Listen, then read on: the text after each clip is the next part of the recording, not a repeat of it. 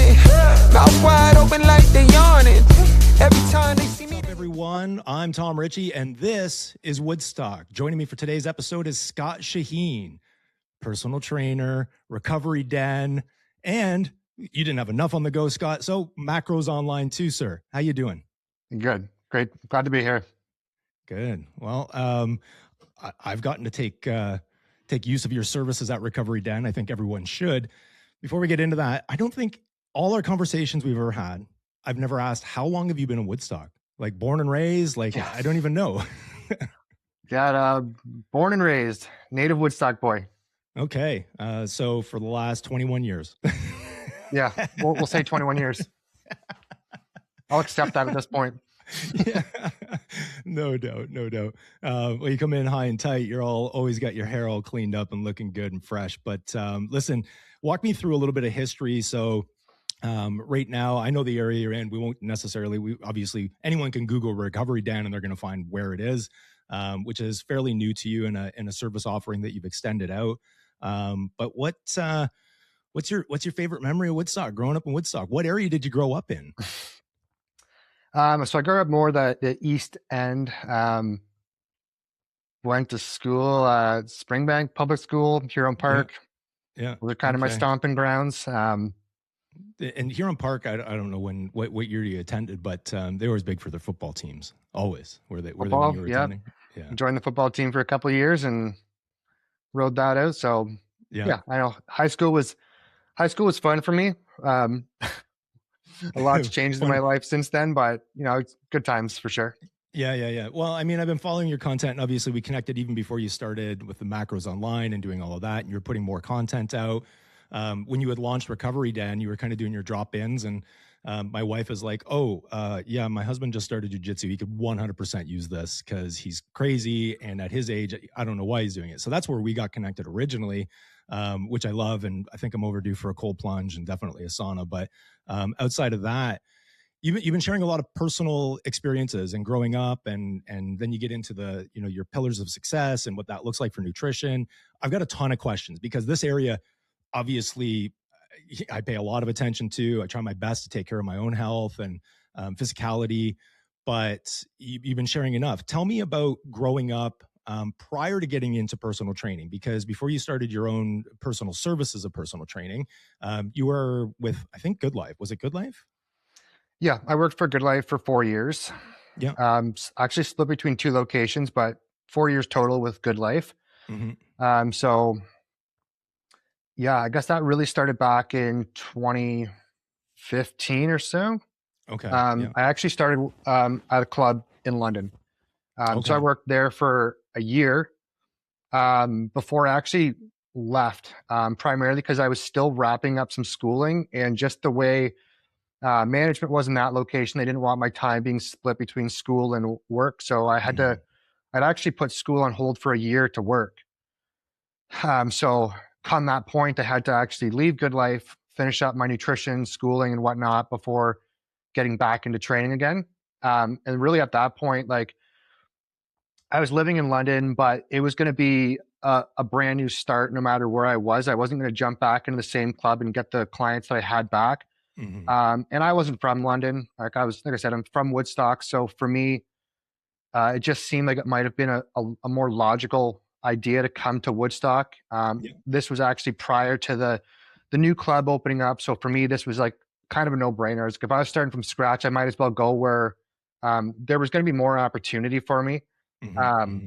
People knew of me, or I worked with them, or knew someone in my family. So to me, it just seemed like a logical course of action is to come back to Woodstock, start there, and then kind of see where things went. Yeah.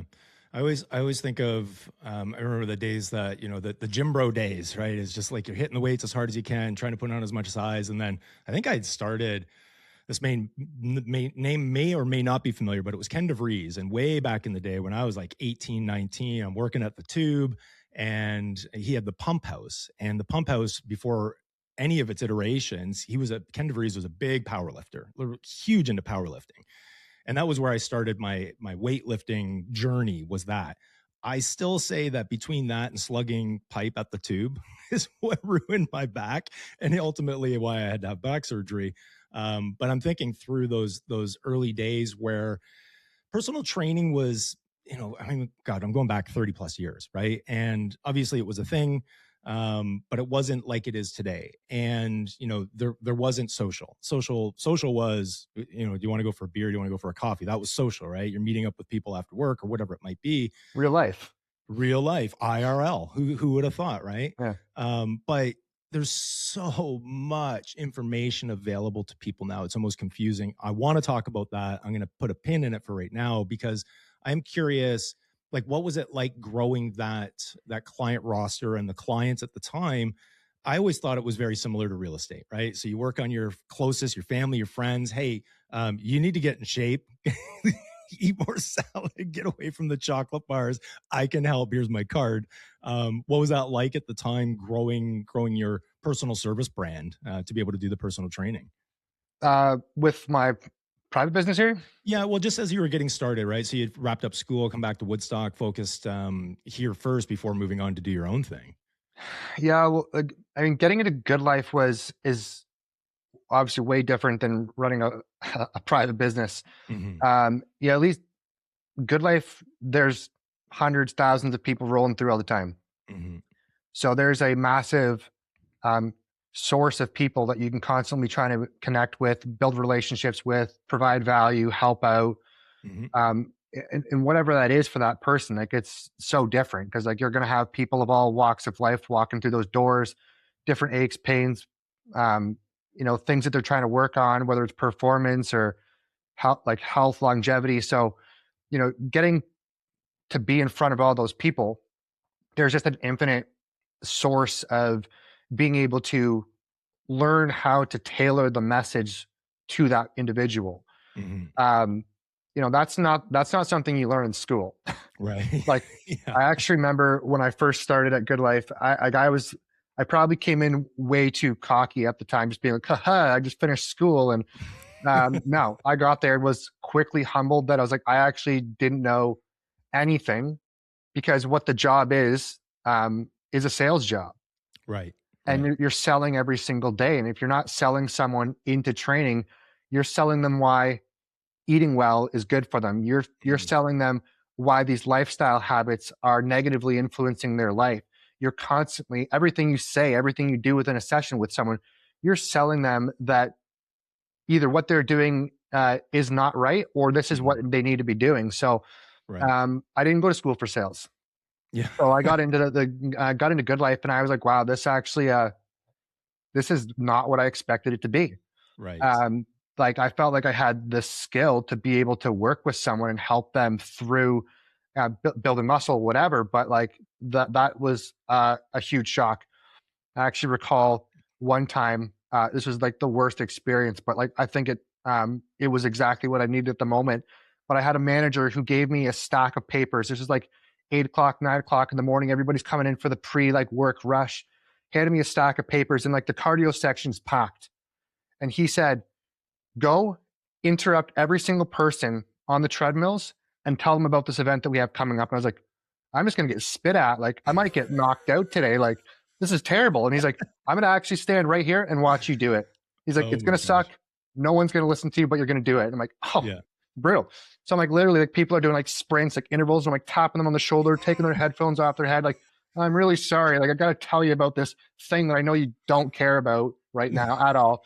But like, it was kind of like that being thrown in the deep end and being pushed to like, you got to go do this. And you're going to fail 100 times. Yeah. At one point, you're going to have a genuine conversation with someone. It's going to lead to an opportunity for you to do a consultation with them. And then you're going to get the ball rolling. Right. So like, that was kind of like how I started, like just like ruthlessly being thrown into situations that was like destined to fail at. But by way of doing that many times, it was like, okay, like this is actually just a numbers game. And like, at the end of the day, if you're going into it with like genuine curiosity and like wanting to help people and knowing that there's something that you can provide them and not just going in there trying to like actually just sell them for the sake of selling them, then I think that comes across a whole lot better, and like it makes those conversations easier. People feel that like if there's passion behind what you're trying to talk to them about. So that was that was really like the early days of starting out at a box gym. Yeah, no doubt.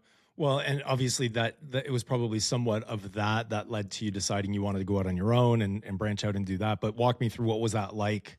When was the, because there's other personal trainers, they don't all necessarily have their own spots. They have to go to the gym and they'll accompany you and do things a little bit different. But walk me through. We'll focus on just your personal training side of it for right now. One, when the decision was made, why it was made, and then obviously that's a much different ball game than having, we'll just say, it's shooting fish in a bucket, right? They're all here, they're all working out, they've already got that mindset. Now you just need to convince them to work with you, where now as you got to draw them to you, right? What was that like, and what was the decision? Um, well, I would say very early on, like I actually never wanted to work for a commercial gym. Mm-hmm. I think coming out of school, like I said, I kind of had this belief that I've learned what I need to learn and I'll keep on learning along the way. But like I know enough to be able to start doing this. And I wanted to just like I started looking for more like private studios and stuff. But a lot of times they're like, well, how long have you been in the industry? I'm like, I'm just starting. They're like, cool, go work at GoodLife then. So like I tried to get around to a few private places, didn't work out. So like I knew early on that like ultimately that wasn't a long game for me to work for a big box gym. Mm-hmm. But I mean, obviously there was a learning curve, and I appreciated that. And I realized like I looked at the other people who were being successful and what they were doing even within the gym, and it was like, wow, there's more to be learned here. There's skills to be learned. There's whether it's communication, whether it's actual tangible skills, whatever it is, it's communication. So I would say throughout those 4 years that I worked for GoodLife, like I always kind of knew. Mm-hmm. It was just a matter of like, what is this actually going to look like, and how am I going to pull it off? Right. Now I worked 3 years at GoodLife here in Woodstock, and I was committed to that process while I was there. But it is tough, like to make that jump out. I wasn't really sure that it was going to happen, and there was times when I wasn't appreciating the value that I was like. I just didn't feel like it wasn't what I wanted for myself. Mm-hmm. Mm-hmm. So definitely near the end, I was kind of discouraged by like the way that I was able to work with people, Mm-hmm. because I mean, any big box gym, like they're going to have the way that their sessions are structured, the way they want things to look, the way that they want you to sell, like what services are even available, um, and that I just felt like I had more to offer than what they were allowing us to offer for Mm-hmm. me to offer at that time. Yep. So you know, it really all came down to like 2020, like COVID hit, Yeah. we all got laid off. Yeah. And like I knew this was still something that I wanted to do, but really had no clue what that was going to look like. Um, and so, I mean, I made it a full-time job to just start brainstorming and trying to figure out how can I make this work? Like, can I go online? Like, I didn't have a studio. I didn't have anywhere to go. Everything was shut down. There were so many restrictions and limitations. So for me, I had Yeah. no clue. Yeah. But I had the structure. Like I had an idea of how I wanted to deliver things, how I wanted to market that to people, who I Mm-hmm. wanted to help, and how I wanted the bones of that business to look. But it was complicated. I woke up and treated it like a full-time job. I woke up same time every day, breakfast, and sat down at the computer and just started plotting things out. Mm-hmm. Um, I started looking into real estate because I was like, I need somewhere to be. And I like, if you get into commercial space, then that's a headache on its own sometimes, Yeah. and everything's shut down right now. Mm-hmm. So ultimately, I thought like if I can get into a resident, like a house that has space and I can convert it, then maybe that allows me to an easier entry into this market. Right. So I mean, that's ultimately what happened. I bought a house, November 2020, had a large detached structure out back that was just bones. Like it was just a concrete storage center at that point. Yeah. So I bought the house, gutted that, converted it, built it all out myself. I did most of the work except for like drywalling myself, Yeah. just to get like keep costs down. And Sure. you know, Well, all for just and I mean, it's during COVID. Like, how are you getting contractors in? Right? You know, yeah. are they So it was a available? headache. Like, you know, I tried to Yeah. reach out to people for help, and they're just like, yeah, no, like maybe, but like there was no, it was impossible. Yeah. So Wow. I just kind of started figuring stuff out on my own. I had some people pop in and give me some advice and whatever, but like ultimately I just sourced everything and did it all myself. Wow. And I did have some clients I was working with at that time. I had a room, which has now been converted multiple times into different other ventures, but I had a room inside my house that I had like a small squat rack, some dumbbells, a bench, some Mm-hmm. basic stuff. And so I did have a few people who I was working with at that time.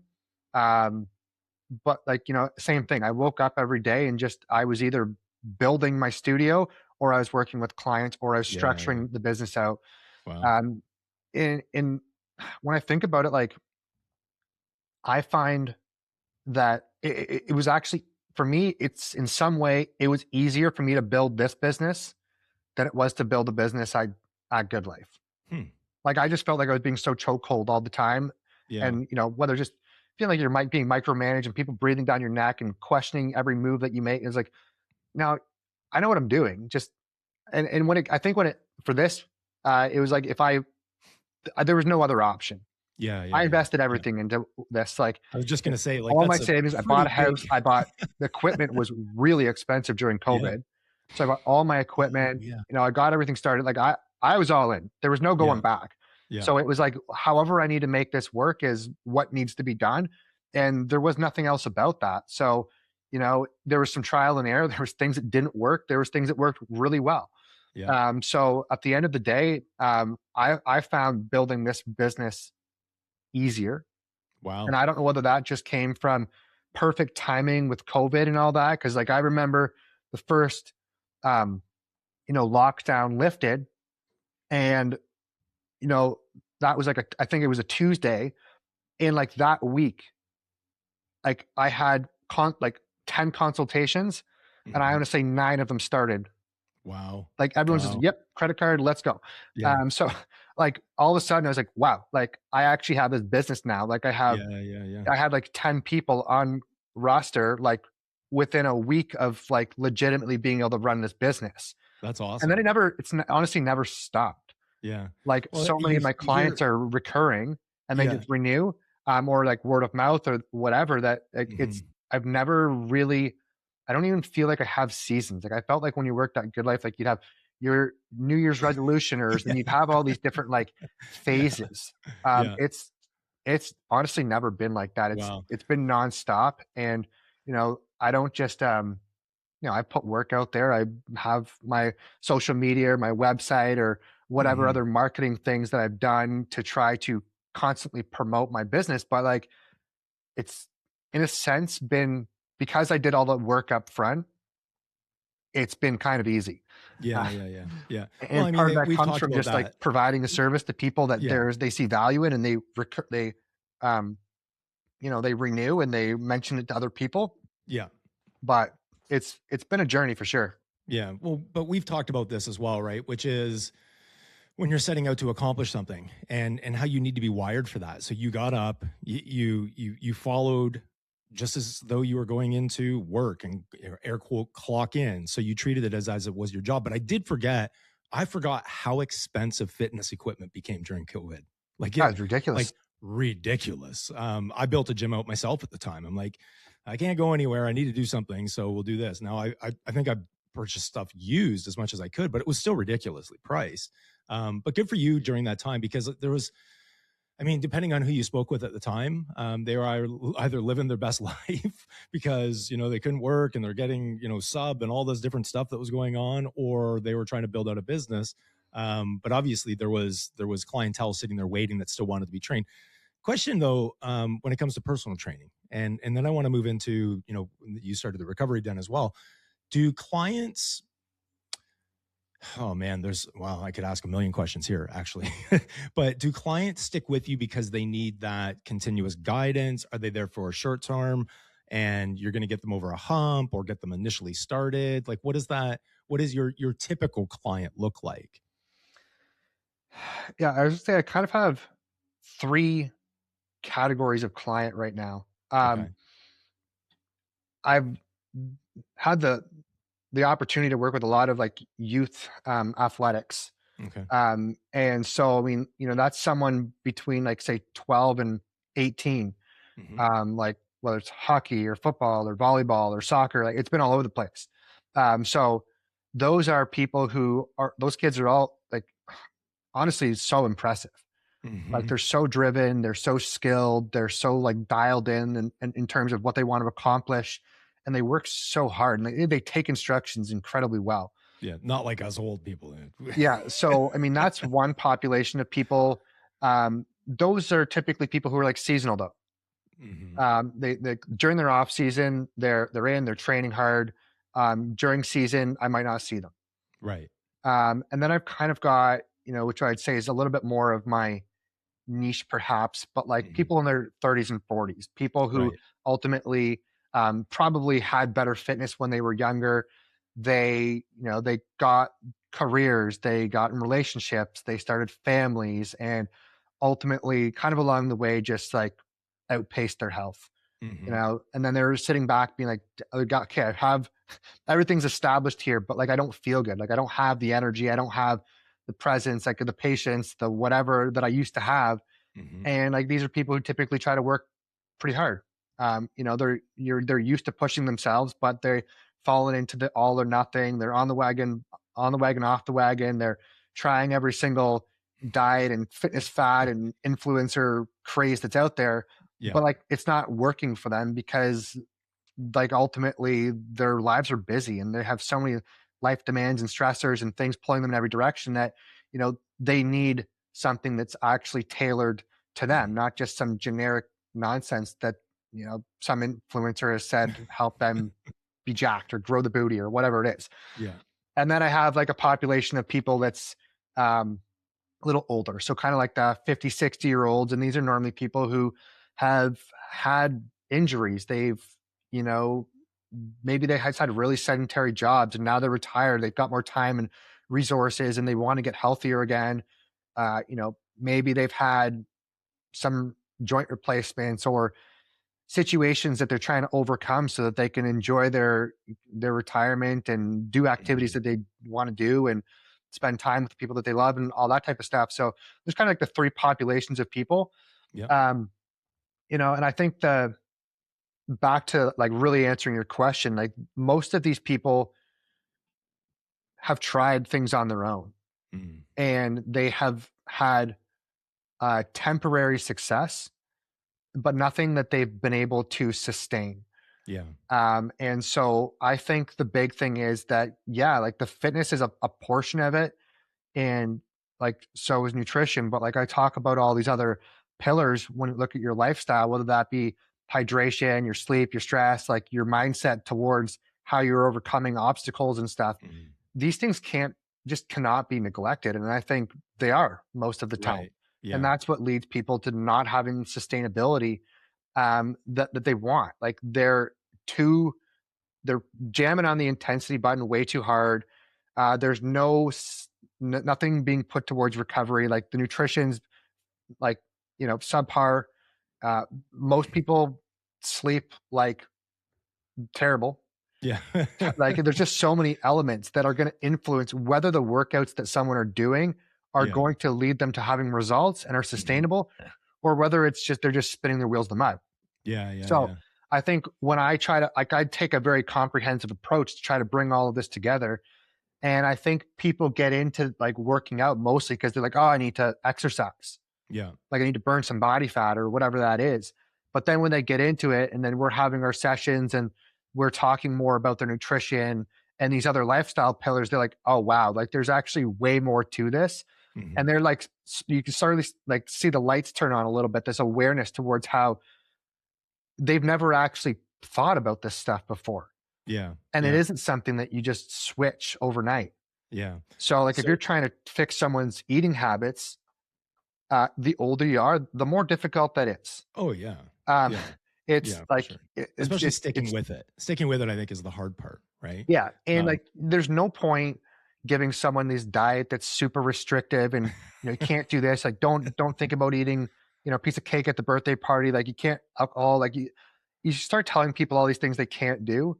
yeah. Like, they're not sticking with it. Right, right, right. You have Well, to teach people how they can have moderation and how they can control um, the things that are easily controlled, and like put some guardrails up so that they have some structure in their life that mhm, allows them to be more successful, because nobody wants to think about going through life like never eating carbs again, right. Yeah. or No, like you just or lost me. like it's not feasible.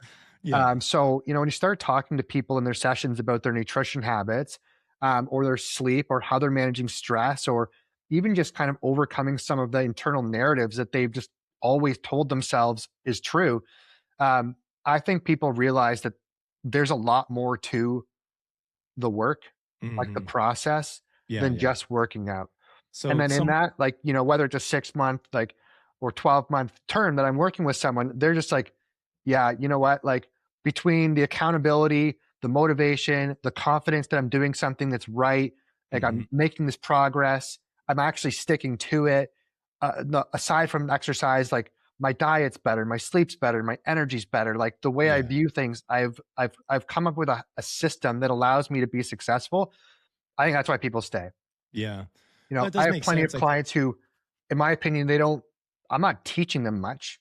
Yeah. Like, Well, they've been with there's me. so much They like, accountability we've there. taught them this stuff early on, and Yeah. like exercise programming can be complicated, but it's simple. Like, it's do the same things over and over and over and over again, and Yeah. build the skills of like the foundational movements. But how often, Scott, are you dealing with, because this is where I really wanted to go with the next question is, you represent a shift from the gym culture, right? Which is you got to take more into consideration outside of just lifting weights and, running endlessly on the treadmill. There's, you talk about your pillars, right? Through your macros online and the different content you put out. But how how do you deal with, I mean, I'm bombarded, right? And partially you watch, the algorithms, they know how to get you.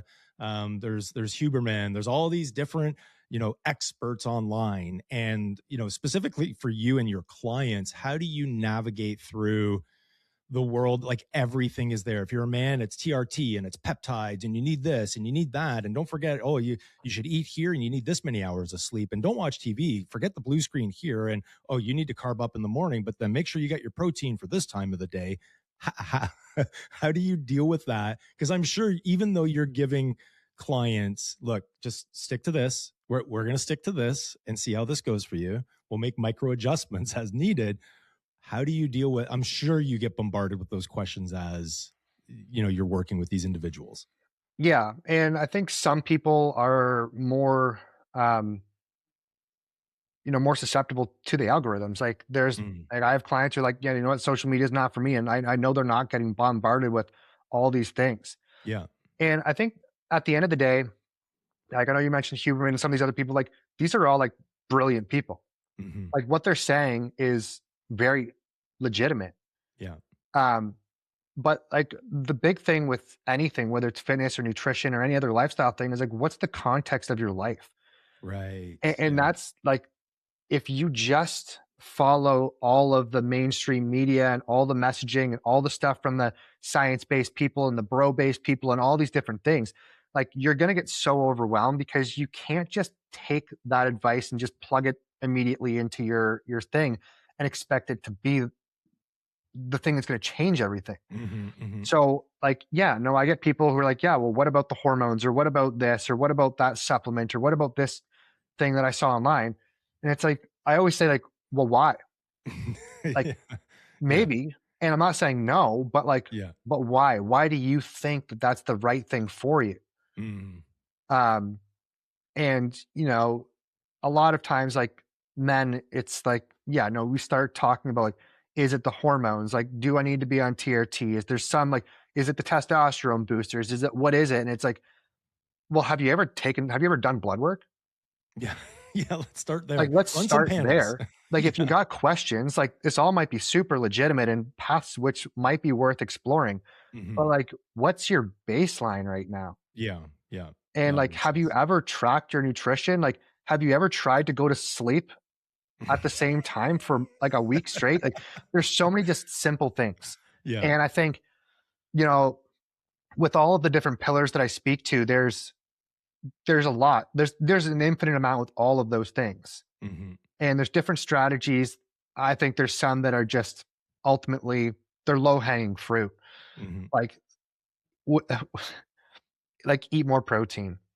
Like if you're under consuming protein, that's a really easy one. Like just eat Yeah. more protein. Yeah. Yeah. If you do not have a wind down routine, like you're never going to sleep at the same time. It's early, it's late, it's inconsistent. You're getting 4 hours this night, 8 hours this night. On the weekends, you get 12 hours because you can. Like there's certain things that just don't align well with your physiology. Mm-hmm. So I think when you're trying to like start navigating around any of these one pillars, it's like, well, what are you doing now? And what is the outcome of that? And like, Right. does that sit well with you? Because if it doesn't, like, here are some of these things which we can start to apply that are probably going to make a pretty big difference. Mm-hmm. Mm-hmm. And, you know, it's like some people I think get too myopic. They hear Right. that one thing from that one person and they're like, well, I did it for like a whole week and it didn't make a difference. It's like, yeah, dude, it was 1 week. Like, what about the rest of your life? Like, what Yeah. about your life up until this point? Like, Right. you talk about someone with like, you know, a slow metabolism. Yeah. Well, there's nothing wrong with your metabolism. It's doing exactly what it was supposed to do, but you've been Yeah. underfeeding it for years Yeah. Yeah. and you've been Yeah. pushing the gas for years. So yeah, there's going to be a physiological adaptation that'll like the way that you get to survive is that your body has to become more efficient with the little amount of food that you're giving it. And so like there's some nuance with all of this, but like you have to kind of understand how your body works and how it Mm-hmm. adapts and how it responds to different stimulus. And then I think based on where someone's at and the pain points that they have in the areas of their life, which they've maybe ignored, you can start saying, okay, well, like if you're not sleeping, that's going to be like, that's going to sidebar everything. Yeah. Like if your sleep is crap and you're stressed out all the time, Yeah. and then on top of that, because you're stressed out and tired, you're making bad nutritional choices and you didn't food prep and now you're eating on the road and you're eating Big Macs and all this stuff. Mm-hmm. Well, this is just a vicious cycle of things that are really having a negative impact on the results that you're getting. So Yeah. it's really looking at the context of the individual and saying, how can we just start small? Like how do we make Mm-hmm. one small change that until it takes no more mental bandwidth? Like, Right. Yeah. you know, if you have to think about going to bed every single day, well, there's no point like trying to change 10 different things at once. Like let's Mm-hmm. focus on setting one habit that works and starts making some difference. And when it doesn't require you to be like mentally like having that willpower to push yourself through that, then start stacking something else on top of it and seeing how that starts to compound for you. Yeah, yeah, yeah. Do you feel that? Yeah, I was thinking through as you're explaining that and the changes. Thinking about Woodstock specifically, we've been an industrial town for the longest of times, right? There's a ton of factories here. There's a lot of shift work that obviously contributes to mental fatigue and burnout and a multitude of other things, right? I'm not eating right. I don't do the meal prep. I'm not sleeping properly. Um, do you think that we as I'll just say society, I guess, but Woodstock specifically, because we're very much a factory oriented town or industrial town. Do you feel that we're more burnt out physically and mentally than we have been over, the last, I don't know, however long you've been doing this, 10 years or so? Um, I'd say yes, but I Yeah. think like honestly, COVID screwed everybody. Hmm. Like, Okay. I just think no matter where you sit on that equation, like it was difficult. Right. Like we were told to stay home, Yeah. don't go around other people, wear a mask when you do. Like you weren't allowed to go out. Like they try to close down public areas, Hmm. and there's so many things. Like that's what people need. Community. Yeah. People need social interactions. They need those outlets, and they all got taken away. Hmm. So yeah, like I think people's general mental health went to crap. Yeah. And I think some people handled that better than others, but Mm-hmm. like that was a big one. And then, what instead, what are people doing during that time?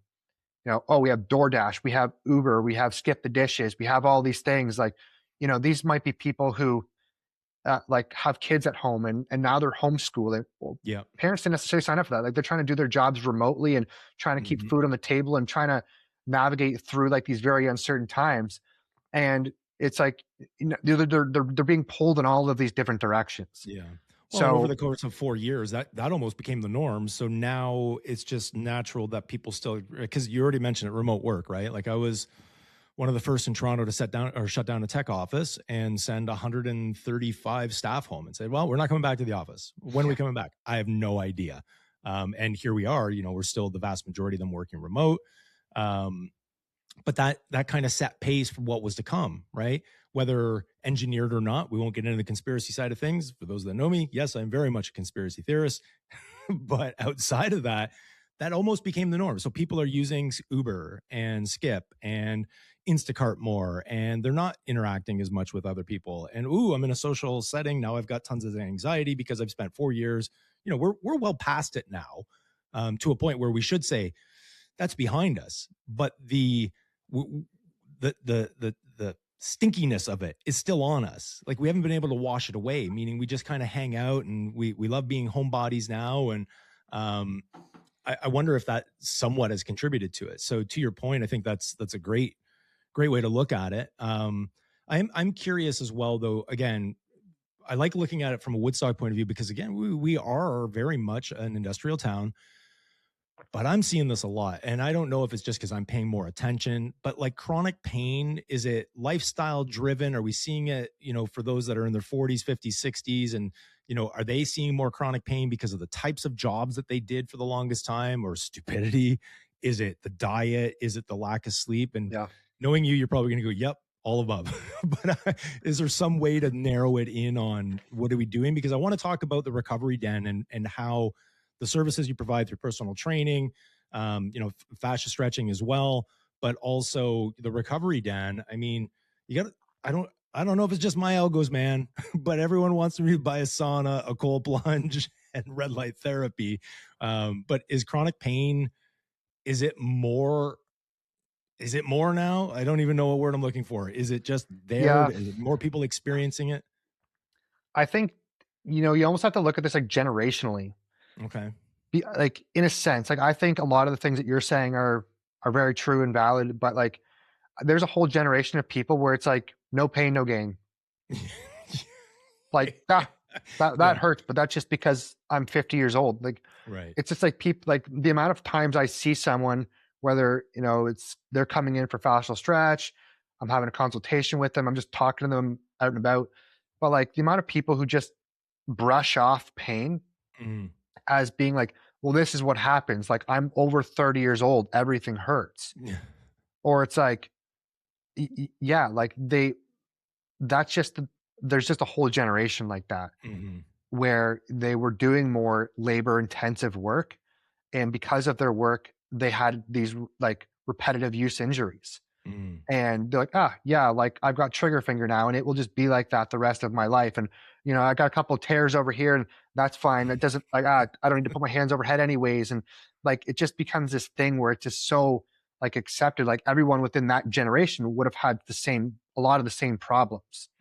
So I think there's some of that, but I think, when I was younger, I spent a bunch of years actually working in factories, and that's very like demanding work on the body. So, actually when I first started out, I was like, this is brilliant. There's all these people who obviously hurt. They use their bodies aggressively. They work 6 days a week. They never rest. And what do they do when they go to the gym? They start beating themselves up there. They're playing sports, or they're, out camping and doing other like uses of their body. Like, of course these people hurt. But like trying to tap into all of that, especially during COVID, was borderline impossible. But either way, like I think, there's a lot of people who the demands that they use the demands on their body from work, whether that's factory, whether that's blue collar type work of any sort, is aggressive. Like you're always kind of in weird positions, using tools, gripping, pulling, pushing, like digging, whatever it is. There's a lot of people who have pain, Yeah. but because it's what they have to do in order to make a living, they work through it, Yeah. or they'll exhaust all of their benefits on physio and massage and chiropractor and what other like witchcraft is out there to try to help themselves feel better. Um, and there's often an underlying cause. Right. Like, it is an overuse injury, but what's the mobility that you should be doing? What's the corrective exercises that you should be doing every single day to make sure that doesn't keep on getting worse? Yeah. Yeah. And I see that when I'm doing like fascial stretch all the time. Like you start talking to people about the positions, the postures, the movements, the way that they use their body, and they're pretty like unaware of Yeah. how Yeah. the pain that they're having is caused by the way that they use their bodies. Hmm. And then Well, you're like, hey, do you ever do like mine? Yeah. It has not been lovely, let me tell you. Okay, let me move into, so Recovery Den.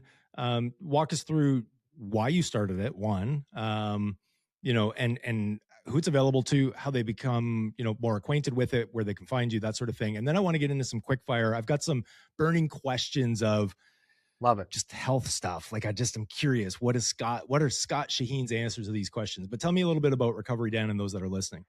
Yeah, so the Recovery Den mostly is, I started this primarily because I felt like it was going to be a great asset to people who were looking for some of that advanced recovery stuff. So yeah, I kind of acquired these things gradually over time. But then when it's like, I just recently got a full spectrum infrared sauna, I was like, okay, I've got all these tools here. Like I have to package this together in a way that is super available for people to be able to use. And there's not a lot of, well, I actually don't know of any other options like this around.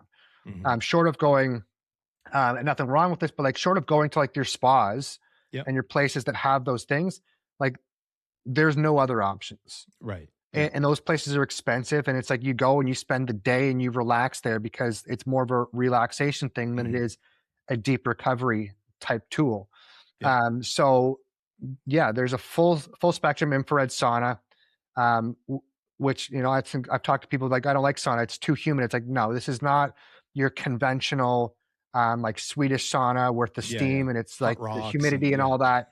Yeah. It's like going to Arizona. It's the dry heat. And it is hot. So people who have asthma and stuff like that are still able to go in there. But it's the infrared and red light heats your body kind of from the inside out versus it just being like that steam and the humidity that cranks up the temperature. And both red light and infrared have a lot of healing properties in terms of the way that they actually work inside your body. Without getting too complex and sciencey about it, ultimately your body generates energy at a cellular level. And that the cell's powerhouse is powered more so by exposure from red light and infrared. So that is going to make the cellular output at a cellular level be greater. So if you have an injury, like inflammation, a circulatory thing, even like mental health conditions, there's a lot of things that have now been shown.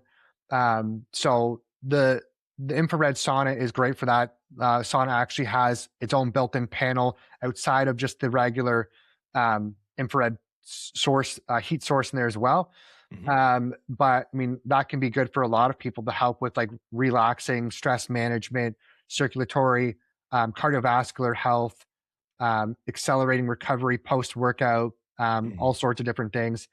There's a cold plunge, which is kind of nice because it's not just one of those barrels that you're throwing ice in and trying to whatever. It's a nice quality unit that's got a generator on it, so we can increase the temperature up or down based on someone's individual needs. And it's all filtered water with, we run non-chlorine, non like harsh chemicals through it to kind of help keep it sanitized and clear water and all that stuff.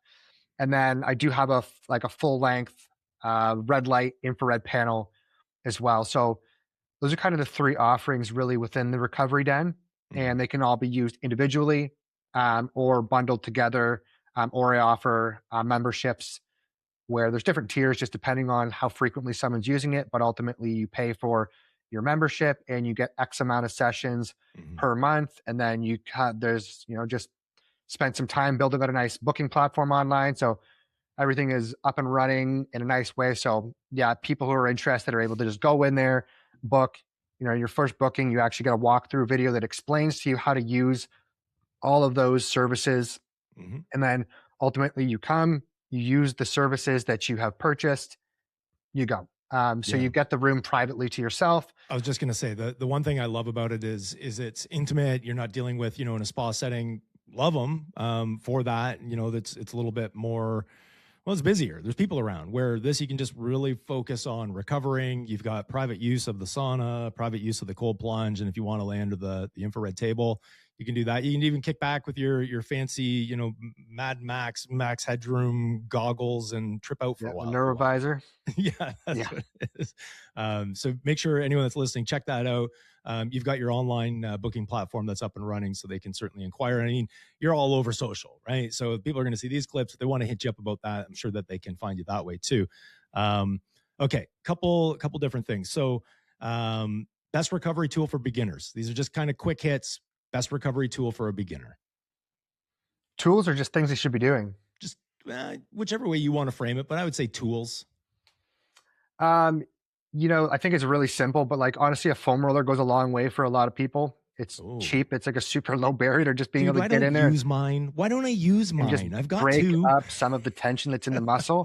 I think that's great. I mean, there's the massage guns and stuff like that. They're a little bit more expensive. So just depending on your kind of disposable income, those things can be okay. Like, do they solve the problem? No. Can they help you to reduce some of the aches and tension? Yes. Can they help improve your workout performance? Yes. It's just kind of, again, about how you're implementing it. So there's things like that for sure. Honestly, I think just understanding where your body is holding tension. There's just mobility, like just movement, like appropriate movement for your body is, you learn those things and you just apply them. Like you don't need fancy tools. Like you just learn. Just get up and move. How you can actually move your body with intention in a way that's going to, reduce tension. Build stability, build strength, allow you to just have that confidence that like the next thing that you do isn't going to be the one that hurts your back. Like you don't want to be out mowing the lawn and then all of a sudden you're getting out of the car. Pent up on the couch for the next 3 days because you hurt yourself. Yeah, I think you're talking to me specifically here, Scott. So I know. Get up and move. It's funny because I was dealing with my back where it's hit and miss. I've had back surgery. I've still got herniated discs in there, and I deal with it the best I can. But I get out of the car and it freaks out. And I go through this. I've been dealing with it for almost 20 years. So depending on the severity, what type of trigger it is, there's different things I do. Eventually, it's just yesterday I've been dealing with it. I've been back to jiu-jitsu. I'm doing everything I should be doing, but then I'm sore. Right. And it's tension. And I'm like, you know what? I'm not working out like I was. I'm trying to protect my back. And I said, screw this. I'm going in. So I just went and did everything I would normally do and woke up and my back is that much better already. And so it just shows like, there's a point where you can continue to protect it and nurse it back to health, but mobility is huge. Okay. Yeah. Next question. Most underrated health habit, according to Scott Shaheen. Underrated? Underrated health habit. Sleep. Okay. People don't sleep well. Yeah. Like, even on paper, like people sleep, like I sleep 7 or 8 hours, but it's like, I guarantee if we actually tracked your sleep, you might be horizontal for 7 to 8 hours, but you're not sleeping. And the quality that your sleep is not good. Like I always look at like, what are the habits that people have? Like, what are the 2 to 3 hours before you go to bed look like? And like, I can pretty well tell you from those hours, like whether you're sleeping well or whether you're not. I think like I kind of consider sleep to be the master habit when you're looking at all the other things. Because like if your sleep is messed up, it just has a negative downstream effect on every other system of your body. So whether that's digestion, whether that's your hormones, whether that's everything, your cardiovascular health, like your immune system, everything is compromised if you're not sleeping well. Okay. That makes sense. Biggest myth in fitness. More is better. More is better, except for protein. No, except for protein. Yeah. I forget the bodybuilder's name. He's super famous. Good looking dude. He's jacked. Obviously, he's been running steroids and gear for the longest time. But there's something where he's sitting there and he was asked a question. He's like, "What? How much protein should I have?" He goes, "Well, He goes, "You should probably have a gram per body pound." He goes, "Me? No, me." He goes, "I need like 2." I just laughed for the longest time because there's this myth about you don't need that much protein, but you do. And I'll tell you this, from experimenting and time spent in the gym, when I'm as close as I can get to 1 gram per body pound or even a little more, I feel the best. I really do. I recover quicker. I have more muscle endurance for some reason. You know why. It just works better. I know it works better. I spent 7 years as a vegan, and trying to get that much protein as a vegan is so hard. Good luck. So hard. Good luck. Yeah, good luck. Yeah, exactly. Okay. Sauna or cold plunge? Nobody likes the cold plunge. I love it. I think honestly, it really depends. Like what's your outcome? Like, I think for most people, if you're just like broad stroke, like across the board, like sauna, because most people are going to tolerate it better. Yeah. It's more accessible. I think if you look at cardiovascular, like you look at recovery, you look at stress management, you look at all these things, it's going to help with all of those. But like, honestly, cold plunge for me, does it have some effect on inflammation? Yeah, perhaps. Does it help you to get back after it quicker if you're like double days or you're athlete or you're training hard or whatever? Totally. But like cold plunge, 100%. Like I would say the reason that you're doing that is mental health.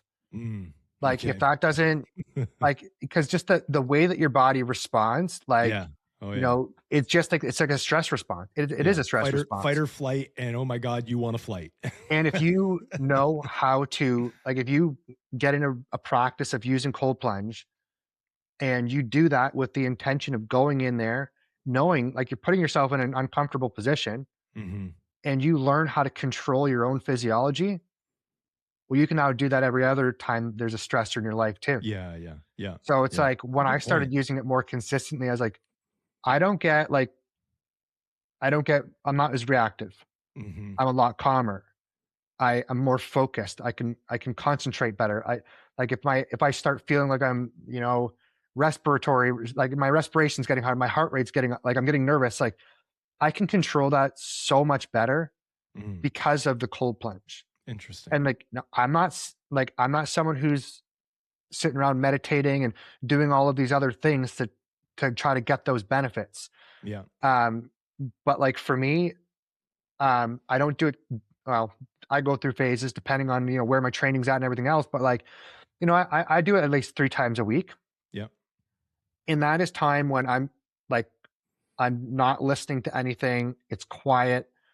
I sit there, for however long, and I just focus on my breathing, my heart rate, like controlling my body, because that's where I get the greatest response from that. Interesting. People get in there and they're like, they're allowing themselves to hyperventilate and they're thinking about how quickly they can get out of there. And they're like, they're like just so stressed out. Yeah. You're missing the point. Yeah. And it's obviously easier said than done, but that's, I think, the greatest benefits of cold plunge is like you being able to learn how to control your own physiology and how to transfer that into everyday life. Well, you do build up to it, and you start to understand, because there is the initial shock, right? You got to get past that, and then learning to control yourself and your breathing. That's for sure. Okay, last one. Let's go. Most overhyped supplement. How do you pick one? Don't say creatine. Please don't crush my spirit by saying creatine. No, creatine is creatine's king. I don't know, like pre-workout. Test boosters. Yeah. Okay. Essential amino acids. Like, I don't know. There's so many that are just like really don't actually do anything. I don't know. Pre-workouts are just, let's call it, they're just caffeine. Yeah. And other stimulants. Yeah. But people like them because they feel something like quick. Yeah. Like you throw like a couple grams of beta alanine in there and you're gonna feel it right away. You're gonna feel like your eyebrows work too. You feel like your eyebrows want to leave your face, but like, I mean, you're gonna feel something, and people like want to feel something. Yeah. So like I just think they're way too expensive for what they are. Mm-hmm. Like, have a coffee, go to bed on time. I admit, drink a liter of water and put some salt in it. Like that's a way better pre-workout than any pre-workout on the market. Yeah. Let me ask you. So 2 things. So admittedly, I will use a pre-workout, only half a scoop if I'm really dragging my ass and I got jiu-jitsu's at 7:00 at night. Like I'm ready for bed. I'm an old guy, right? Like, oh yeah. So like a half scoop. I'm like, okay, this just got me the wake up. And then once you get the warm up in, I'm okay. So once in a while, maybe once a week, once every couple of weeks.